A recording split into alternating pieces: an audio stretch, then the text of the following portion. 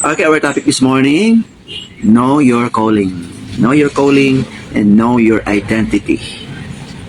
Si Paul, kang i-declare diri, kinsa siya, ug unsa siya, unsa iyang pagkatinawag. So, mala sumabasa sa Romans chapter 1 verse 1. In Romans chapter 1 verse 1, Paul, a servant of Christ, called to be an apostle, and set apart for the gospel of God. So, doon ay tulo kabutang atong isigutan diri. O, karon magkaigsunan, number 1 nga, point diri is, our identity, we are a servant of God. Just like Paul. Paul is a servant of God. Iyang gi-declare sa iyang self.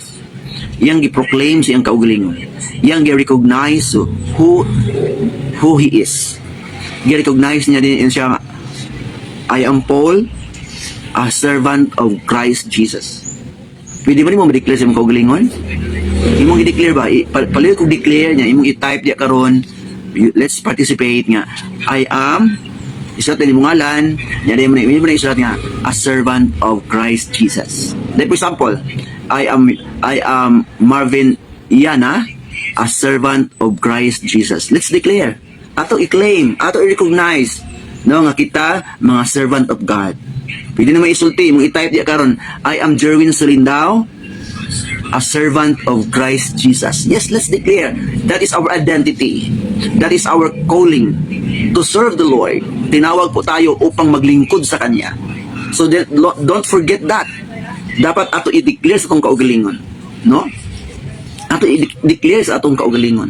Ato i-recognize. Imong ibutang diha nga kinsa ka, imong pangalan o unsa ka, mo nin si Paul. Paul, iyang gibutang. Paul, a servant of Christ Jesus. Let's declare this morning our 2025 mga kaigsuonan. Ato i-remind atong kaugalingon. Thank you so much sa pag-participate. Salamat sa inyong pag-type sa inyong mga declaration. This 2025, I am a servant of Christ Jesus. Wow. No? Salamat kay mo serve na gid ka. Yes, salamat mga kaigsuonan. I'm so glad nga daghan ang ni-declare karon silang kaugalingon, daghan ang ni-recognize ng kaugalingon nga karon tuiga akong ideklarar sa akong kaugalingon nga ako usa ka sa alagad sa Dios. I am a servant of Christ Jesus. That is our identity. That is our calling. We are called to serve our Master, our Lord. Mao na mga kaigsuonan nga hindi tayo tinawag para lang makinig lang. Tinawag tayo para makinig at maglingkod sa ating Panginoon. No, it is very powerful. Your identity, your calling, no, dapat this 2025 magmanifest, no?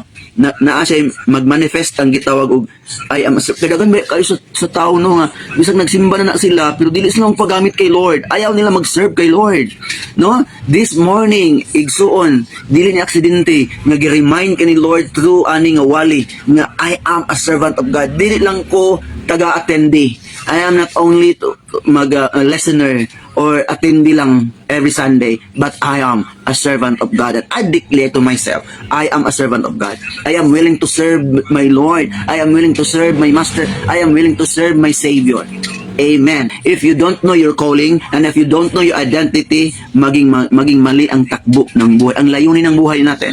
Pag hindi natin alam ang ating tungkulin bilang lingkod ng Panginoon, kung hindi natin alam hanggang ngayon, hindi natin recognize ang ating pagkatawag, tayo po'y tinawag upang maglingkod. Just like Paul, sinulat niya at atin rin nababasa hanggang ngayon. Sinulat niya mismo, sabi niya, I am Paul, a servant of Christ Jesus. No, iyang gikuan sa iyang kaugalingon ba? Wa niya gikaulaw, wala niya gilimitahan nga ayaw lang dili lang sa akong magpagamit ayan na.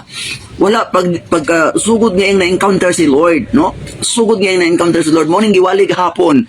Did you remember ang giwali gahapon nga di-declare gyud dito human sa encounter kay Lord naa din dito. Ingon si Lord, I appoint you to serve. No, naagi dito automatic yun. No, kanang kauban gini once itawag ka, kauban na para mo alagad ka, tinawag tayo upang paglingkuran ang ating Panginoon. Amen. Dili ta magtinapol, dili na dapat ito ibaliwala ang espirituhanong mga tulumanon o buluhaton. Tinawag tayo. Ay, wala nag-joke si Lord. Pag tinawag ka na, pag naka-encounter ka na, maglingkod ka na, bigyan mo na siya ng time, may oras ka na, may puso ka na, ito namang layunin mo. Naki-align ka, you rely, nag-align ka, hindi ka against, puro ka busy. Dapat may time ka sa Panginoon. No, that's a real purpose of our life. No, the importance of knowing our identity as servant of Christ Jesus. Know our calling and we know our identity. We are a servant of Christ Jesus. Lawsi kayo nga mga Kristohano, no, nga sige lang nimo sila dasigon kay parang hindi nila alam yung calling nila at yung identity nila. No, yun ang topic natin ngayon. Know your calling and know your identity. Mga anak na tayo at paglingkod sa Kanya.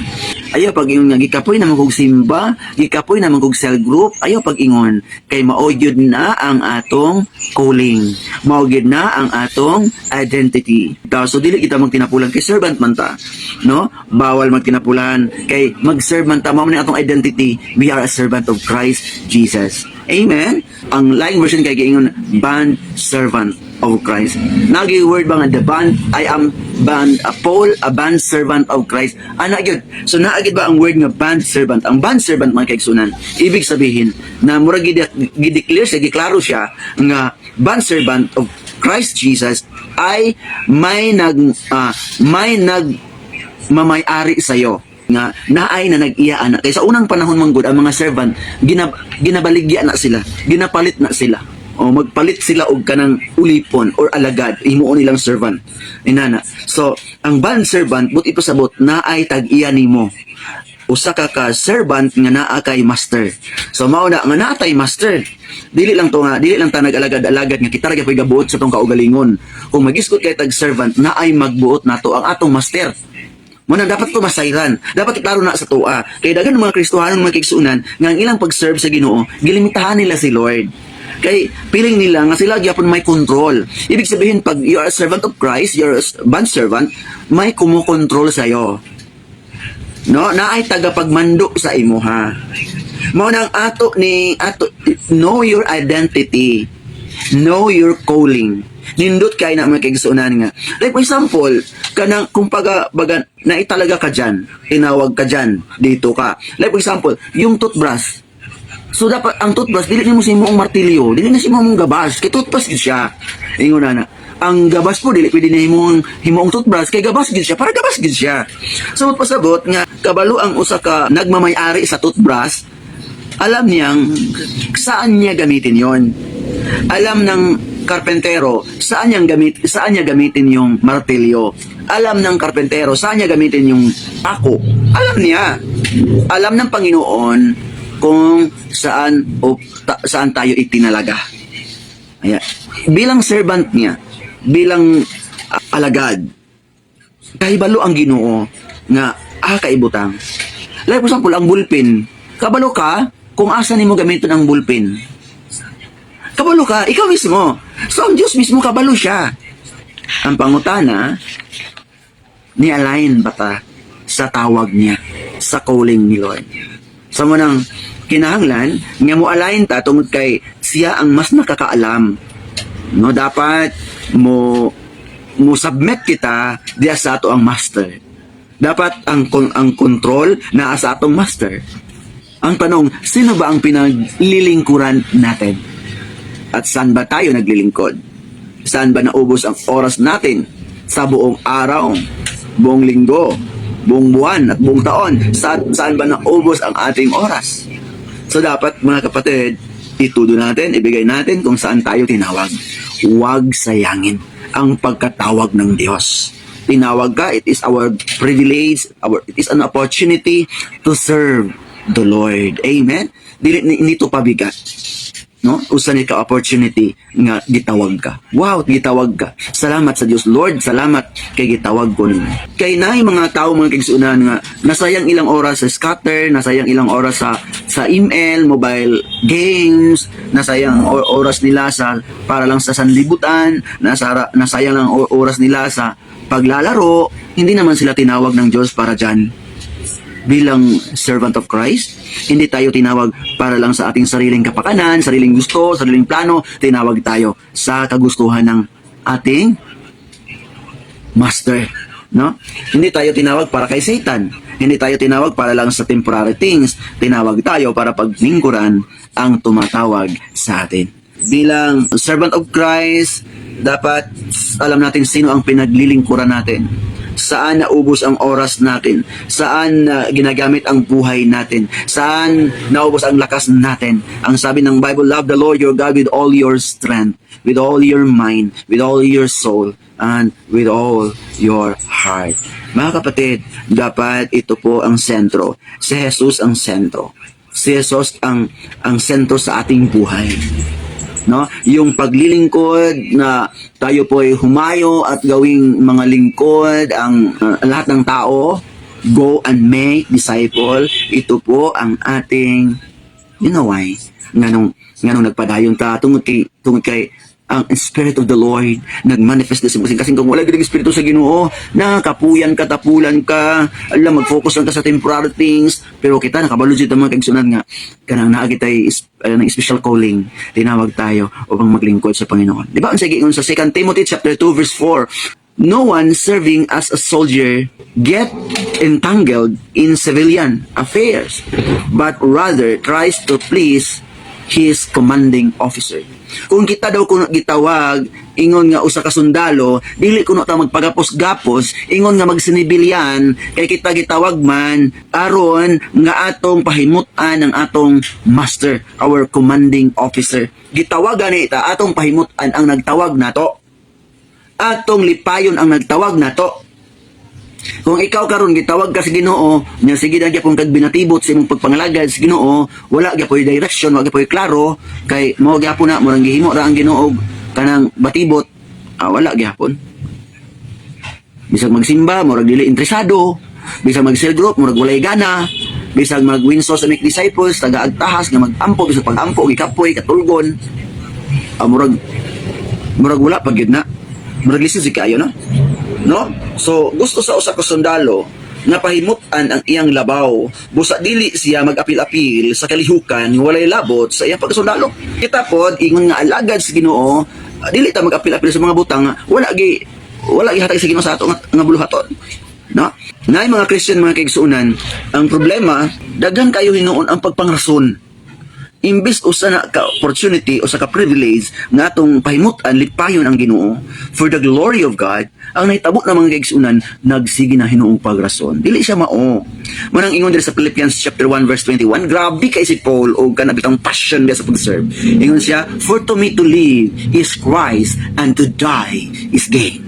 Para sa iya ang pagkinabuhi, ang pagkabuhi mao na si Kristo, ang pag-alagad na kang Kristo ug ang kamatayon mao iyang kadaugan. Murag diha na na-focus ang iyang kinabuhi, mga kaigsunan. Diha na niya na sentro ang iyang life, mga kaigsunan. May example po nato, mga kaigsunan, servant ni David. Si King David na si servant nga si Uriah. Kabalo ka, ang si Uriah iyang gihalad na ang iyang kinabuhi para sa iyang master nga si King David.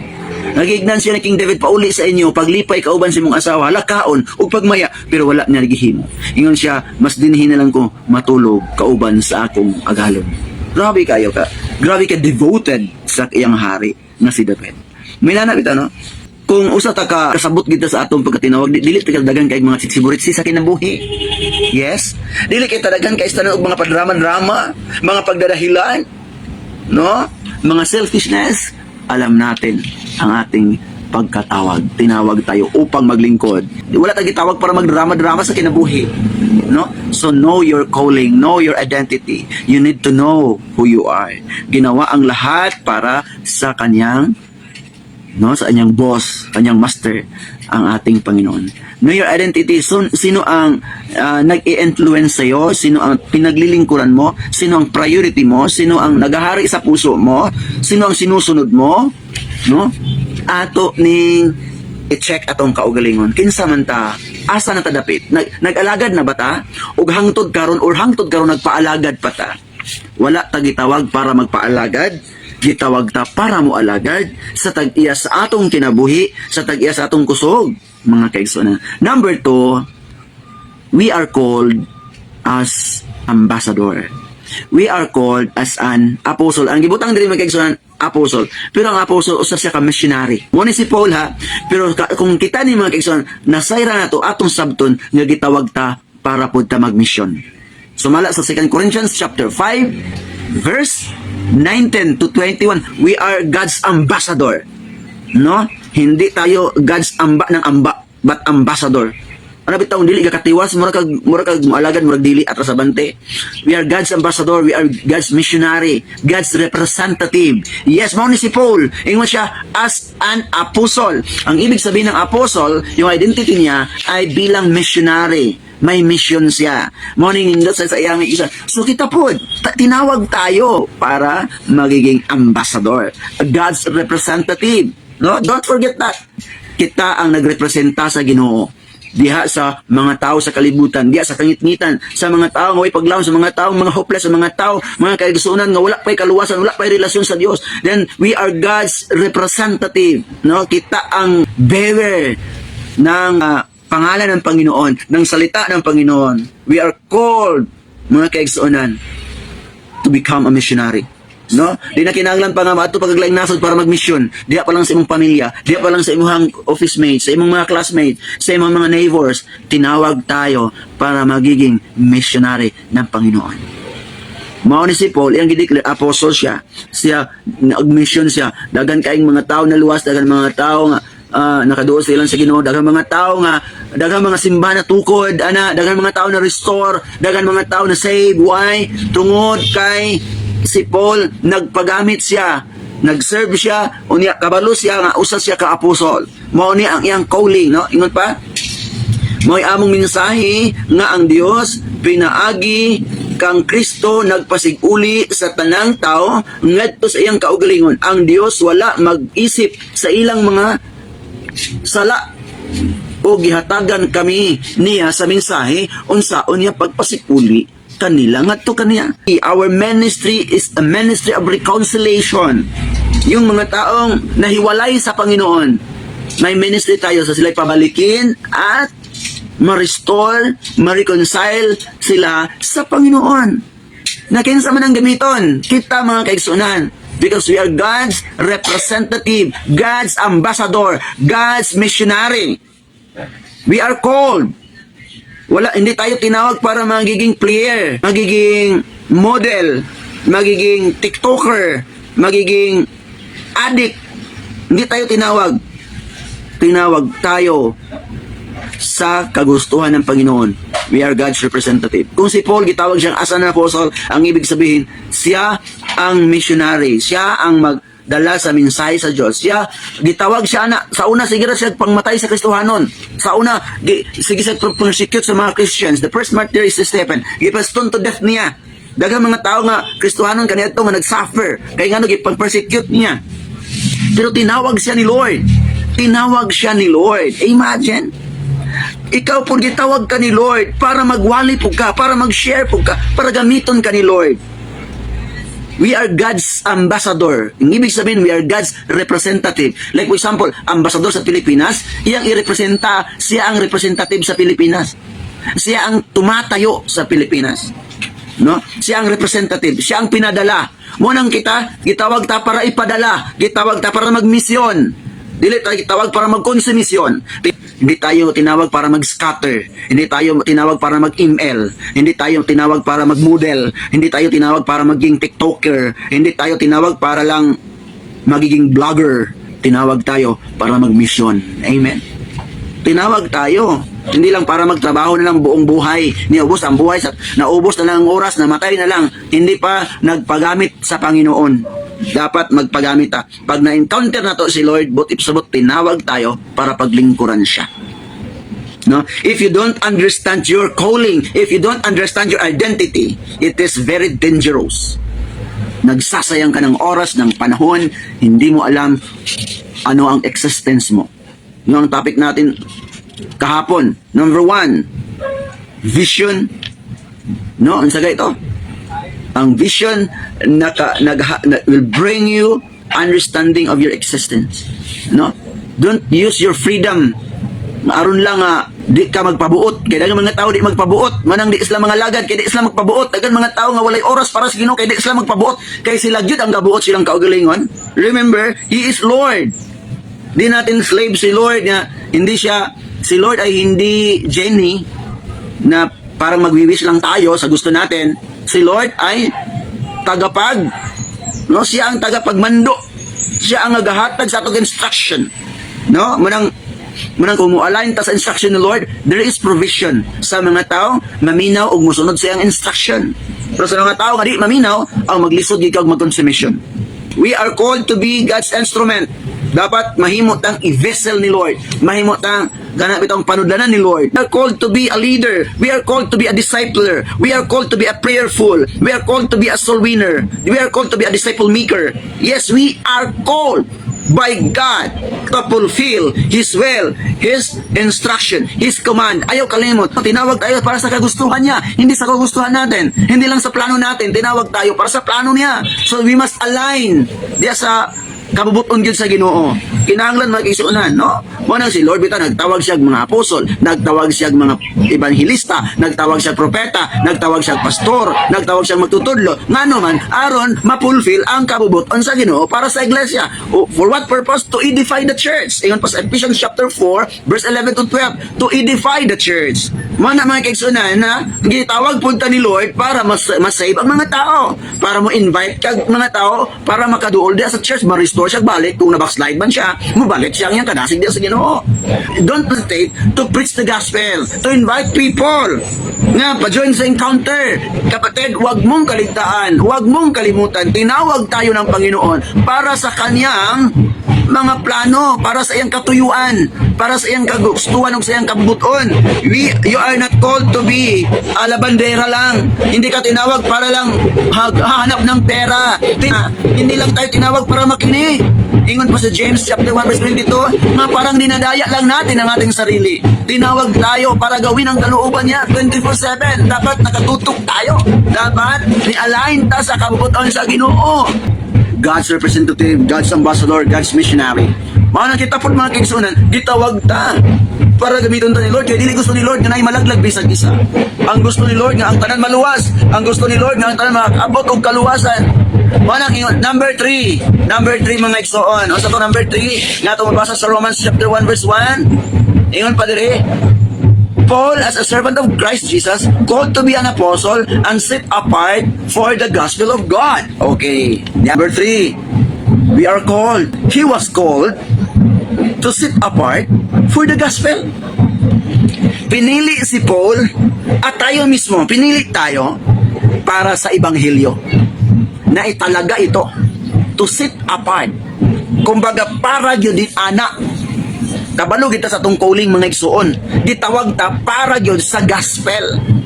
So type natin, tinawag tayo para sa gospel. Ingon sa Romans 1:16, o dili na ko ikaulaw ang antala sa maayong balita kay kini ang gahom sa kaluwasan. Ang mga tao day maluwas lang kung imong isangyaw ang maayong balita. Faith comes by hearing, hearing by the words of God. Ingon sa Romans 1:16, dili na ko ikaulaw ang ebanghelyo kay kini ang gahom alang sa kaluwasan. Unang kinanglan kayo igsuon nga kinanglan kabalutas atong calling. Know your calling. Unsa diay to set apart for the gospel of Christ. Dili ko ikaulaw ang maayong balita kay kini mao ang gahom sa Dios sa aron pagluwas sa mga sa tanang nga mutuo. Una sa mga Hudyo ingon man usab sa mga dili Hudyo. John 15:16 man. Dili kita ang nagpili sa atong kaugalingon. Dapat na ay dako kayo nga involvement ang gospel sa atong life. Kasagara manggod ang involved lang sa atong life ang atong agalon, ang company, ang gitrabahuan. Sila lang ang nag-consume sa atong life. Hantod na lang natigong na lang 60 ng edad, nag-retire na lang, ubos-ubos buhay, ubos-ubos oras doon na lang sa trabaho. Dapat hindi natin kaligtaan na tinawag tayo para sa ebanghelyo. Just type. Okay, itong basahan mga igsoon.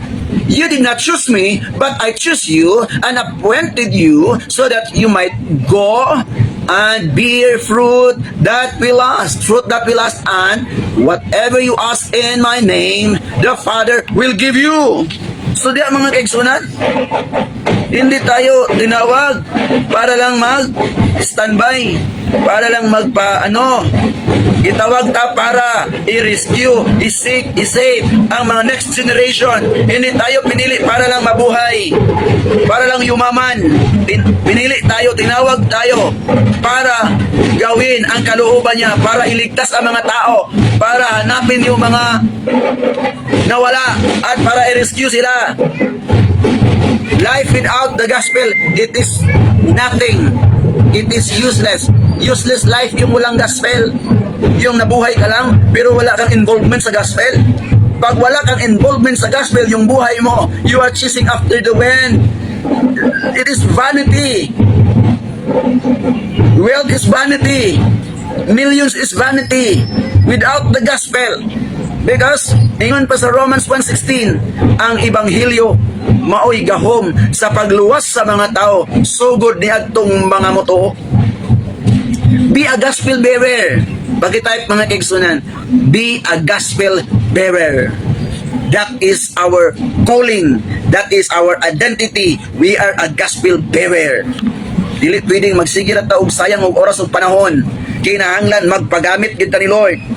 No, kung nakasabot ta sa wali gahapon, kung bakit mayroong encounter si Paul.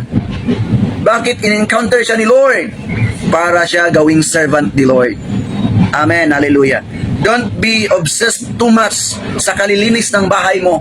Maraming mga tao na ubos ang oras nila, natiguang na lang sila, naluya na lang sila, nagniwang na lang sila, sa sige lang paghinlog balay, dili daw tayo manghinlog balay. Pero don't be too much obsessed sa kalilinis ng bahay to the point na hindi mo na naipasa yung Ebanghelyo.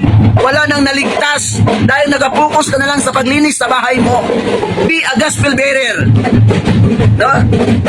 Know your priority. Priority natin ang gospel. Ano man, dito maliligtas ang tao. Be a gospel bearer. I am a gospel bearer. Yes, tama ang ingon ni Sister Joyet. I am a gospel bearer. Dapat alam natin to. Hindi yung madraming madrama-drama sa buhay. Dapat gospel bearer ka. Hindi ka lang student.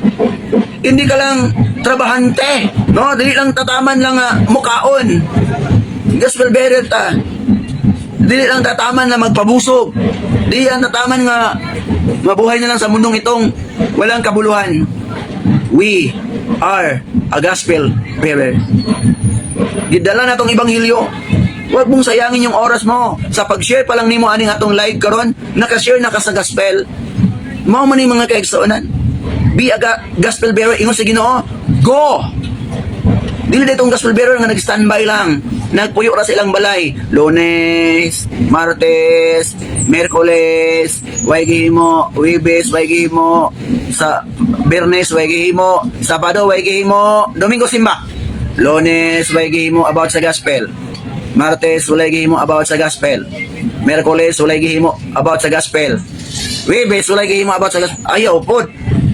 Dabi, January, walay gihimo about sa gospel. February, walay gihimo about sa gospel. March, walay gihimo. April, walay gihimo. May, walay gihimo. June, July, August, September, October. November na lang, walay gihimo. December na lang, walay gihimo about sa gospel. Natapos na lang ang taon. Walang ginagawa. Nakafocus na lang sa mga temporary nga mga gawain. Hindi reason na may trabaho ka, hindi ka na makapag-preach. Hindi reason na may trabaho ka, hindi ka na makapag-invite. Dapat you get involved diha sa gawain ni Lord. Dahil tinawag tayo upang maglingkod, tinawag tayo para tayo ay magiging representative ni Lord, magiging instrument ni Lord, magiging missionary, at tinawag tayo para sa Ebanghelyo. Huwag kaligtaan. Dapat yung gospel, yung good news. Gospel is good news. Gospel is good news. Dala natin ang good news. Amen. Amen. Dala natin ang good news. Hindi bad news ang dala natin. Good news. Dala natin to. Dala natin ang gospel. Mula Lunes, Martes, Miyerkules, Huwebes, Biyernes, dala natin ang gospel. Amen. Mag-share tayo, mag-cell group tayo, mag-invite tayo. Amen. Magbigay tayo ng hope para sa mga tao. Ang bot-pasabot sa gospel, mga kaigsunan, dala mo si Kristo. Because in the beginning was the Word, and the Word was with God, and the Word was God. Buti pasabot nga ang pulong mao si Kristo. Busa kung nagdala ka gospel, dalang-dala mo si Kristo. Gospel means Christ. Christ who died and rose again. That is a good news. Yun ang kaligtasan. Amen? Thank you so much mga igsoon sa inyong pag-watch, sa inyong pag-share, sa inyong pag-comment. Thank you sa inyong pag-support. Thank you so much pag-participate. Thank you so much pag-involve. Thank you so much pag-response, pagdawat sa mensahe sa Dios o mining buntaga atong i-share ang ato ang live o niya mga kaigsunan. Ayaw sugot nga Lunes, Martes, Miyerkules, Biyernes, Biyernes, Sabado. Wala kay gihimo. Niya magpaabot na kag Domingo. Pag-abot tayo sa simbahan, magpaabot na kanang sa mahuman. No, magpagamit kita. This 2025, this year, dapat kabaluta sa atong identity and kabaluta sa atong calling. Bakit ka tinawag ni Lord? Hindi ka tinawag ni Lord para lang makinig ng salita. Tinawag ka para paglingkuran siya. Amen. O sa di na kinahanglan puyukon pa ka. Di na kinahanglan nga pangitaon pa ka permente. Di na kinahanglan paluapon pa ka permente. Be responsible, servant of Christ. Okay, pakitype na ng mga igsoon, I am a responsible servant of Christ.